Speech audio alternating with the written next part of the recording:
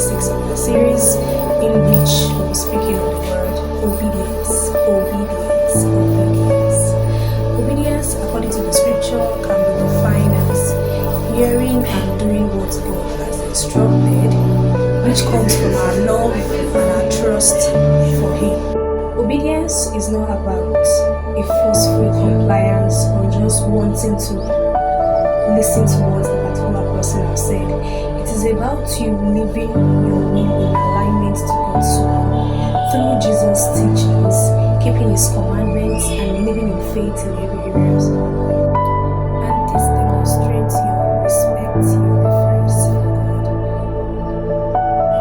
God. As Christians, obedience means following Jesus' example, living like Christ. You know, the word Christian came from Antioch when the disciples were living according to the way and manner Christ lived.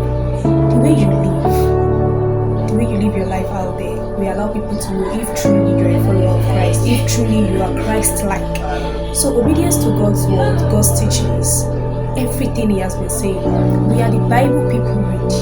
So obedience to what God says as Christian is what we are meant to exhibit and do at all times. The scripture says in the book of Romans 5 verse 19, "For as by one man's disobedience many were made sinners, so as by one man's obedience many will be made righteous." So this clearly talks about Adam and Jesus. Adam was the first one in which sin came into the world because he disobeyed God in one way or the other. But Jesus came in obedience so that you and I can have the ability to become righteous again. How about if Jesus hasn't taken up the cross, taking up the shame, the guilt, the pain? You and I will not have that opportunity to be a righteous person, to be able to approach God, to be able to say, "Oh, I don't want this sin, I want to live away from this sin." We would have been living in condemnation. So looking at the scripture in the book of Genesis chapter 12, when God spoke to Abraham that he should get thee out of his country, out of his kindred, out of his father's house, to a place of the unknown. Looking at this particular scripture, when I was studying it, I noticed Abraham was a 75-year-old man. Okay, looking at it now in this country of ours, or this particular generation, a lot of us would have said that this man is going mad. He doesn't know what he's doing. He's being controlled by a manipulation or a spiritual attack or so. But no, he chose to obey God, even when he doesn't even know where he is going. This is because he loved God. He had faith in Him and he trusted God. Even to the point of he was expecting a son, a child from God. And God promised to give him a son in his old age. When the son finally came, which was Isaac, God still told him just to test him, to sacrifice his only son for him. And without hesitation, Abraham was ready to. This is a man of obedience.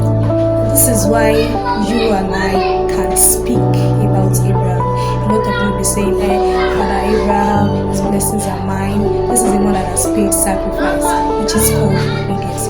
Can you obey God?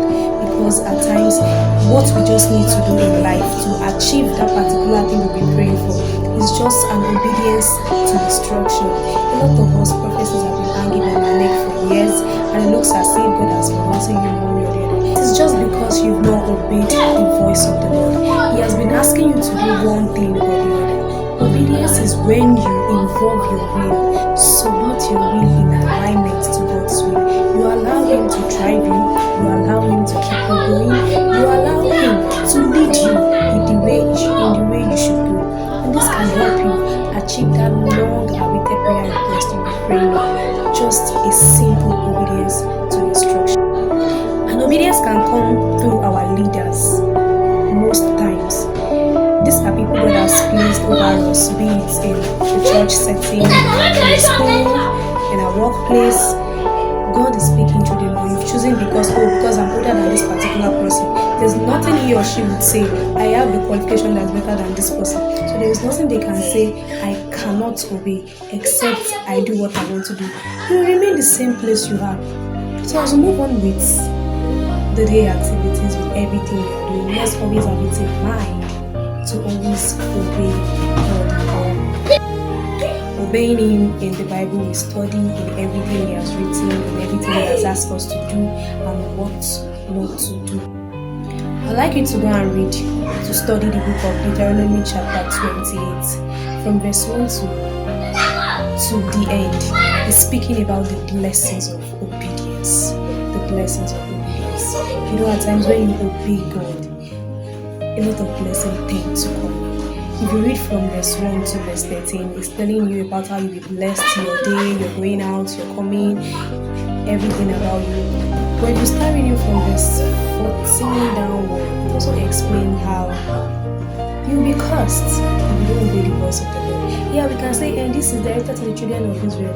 It's directed to you and I as well, because we all came from that root. Obedience is surrendering your will in totality to God's will. See you in the next edition of this 7th of my series.